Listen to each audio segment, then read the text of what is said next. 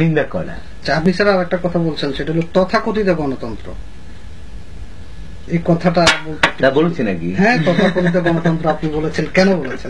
আপনার কাছে কেন মনে হয়েছে গণতন্ত্র? আমাদের দেশে তো গণতন্ত্র নেই।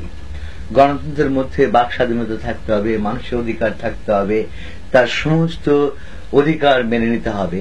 কিন্তু আমাদের দেশে কিন্তু আসলে কোনো গণতন্ত্র নেই।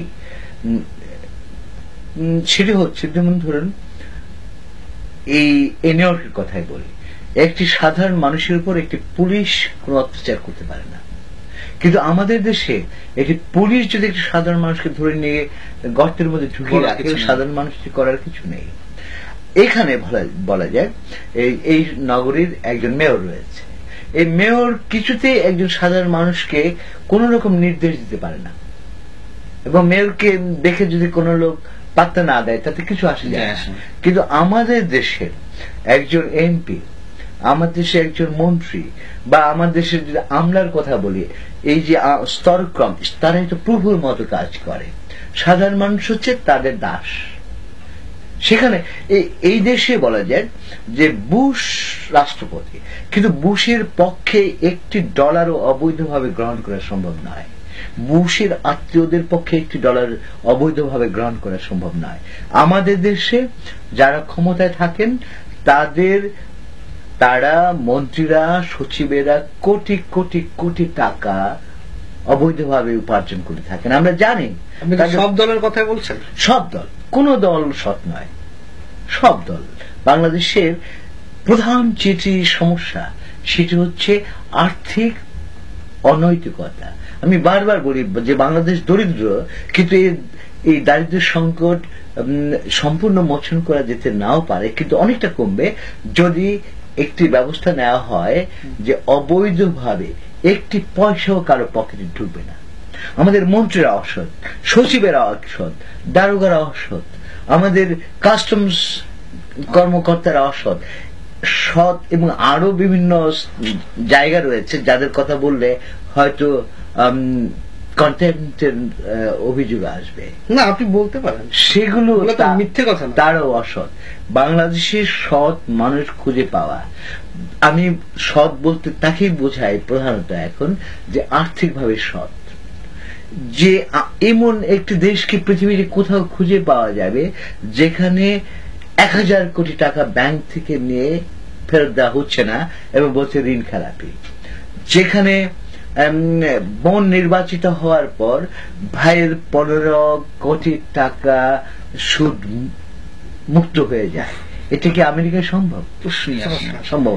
আমেরিকায় তো আমি দেখছি প্রতিদিন মানুষ এই যে টিকিট খাবে, গাড়ি চালাচ্ছে চিন্তায় থাকছে যে টিকিট খাবে কিনা, এই যে বিল ঠিক সময় না দিলে টিকিট খাবে কিনা, সারাক্ষণ তারা তাদের যা কর্তব্য তা ঠিক মতো পালন করার চেষ্টা করছে এবং করছেন, নইলে তো বিপদগ্রস্ত। কিন্তু আমাদের দেশের, যেমন বাংলাদেশের প্রধানমন্ত্রী, বিশ্বে তার কোনো ক্ষমতা বিশেষ নেই, কিন্তু বাংলাদেশের প্রধানমন্ত্রী নিজের দেশে এত শক্তিশালী যে আমেরিকার রাষ্ট্রপতির এত ক্ষমতা নেই। আমেরিকার রাষ্ট্রপতি যুদ্ধবাদী সারা পৃথিবীকে বোমা দিয়ে ধ্বংস করে দিতে পারে। আপনার কাছে কেন মনে হচ্ছে আমেরিকার রাষ্ট্রপতি বোমা মেরে সারা পৃথিবীকে ধ্বংস করে দিতে পারে? কিন্তু আমেরিকার রাষ্ট্রপতির এই বলা যায় $1 কোটি গ্রহণ করার, বা তার কোন আত্মীয় স্বজনের 1 কোটি গ্রহণ, বা তার দলের সেনেটরের বা কংগ্রেসম্যানদের ওই অবৈধভাবে টাকা গ্রহণ করার কোন সুযোগ নেই। এইসব দুর্নীতিবাজ নেতা নেত্রীদের কাছ থেকে বাংলাদেশ কিভাবে মুক্তি পেতে পারে বলে আপনি মনে করেন? আচ্ছা, এই প্রসঙ্গে আরেকটি প্রশ্ন আমি যোগ দিই আর কি। রাজনৈতিক বুদ্ধিজীবী একটা শব্দ বোধহয় ব্যবহার হয় এখন আর কি, যে বুদ্ধিজীবীরা বোধহয় রাজনৈতিকভাবে ব্যবহৃত হচ্ছেন কিছু কিছু বুদ্ধিজীবী। আসলে আমাদের দেশে এমন একটি বুদ্ধিজীবী শব্দটা এখন খুব নিন্দার সুযোগ হয়ে গেছে। কেন? কারণ হচ্ছে যে এই বুদ্ধিজীবীদের একটি বড় অংশ কেন বলে যে আমি ছাড়া সবাই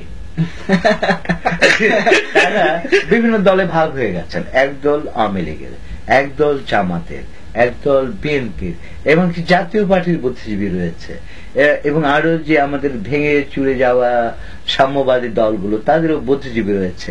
তারা কিন্তু ওই দলীয় বুদ্ধিজীবী, এবং এরা ওই দলের কথা মতো আলোচিত দু একজনের নাম না না এর নাম বলে আর কি হবে, নাম বলে আর কি হবে, সবাইকে এই ধরে নিতে হবে, আমাকে ছাড়া ধরে নিতে হবে তিনি কোন দলের অন্তর্ভুক্ত, এতে কোনো সন্দেহ তাহলে আপনি কোন দলের অন্তর্ভুক্ত? না, আমি কোন দলের তো আমার প্রশ্নটা ছিল যে এসব দুর্নীতিবাজ বা দুর্নীতিগ্রস্ত নেতা নেত্রী অথবা বুদ্ধিজীবীদের কাছ থেকে আমরা কিভাবে উত্তরিত হতে পারি এবং বাংলাদেশকে মুক্ত করতে এটা পারি? হচ্ছে কি, আমাদের ব্যক্তিগতভাবে কে সৎ বা অসৎ এতে কিছু যায় আসে না। ব্যক্তিগতভাবে আমরা কেউ বলা যাক সৎ নই অসৎ নেই, এটি ব্যবস্থা আমাদের সৎ করে বা অসৎ করে। যদি আমরা ওই ব্যবস্থাটা তৈরি করতে পারি, যেমন একটি যন্ত্রটির যদি বিভিন্ন অঙ্গ প্রত্যঙ্গ ঠিক মতো না চলে তাহলে যন্ত্রটি কাজ করবে না। আমার একটি অংশ কাজ করছে আর একটি অংশ কাজ করছে না, কাজ করবে না।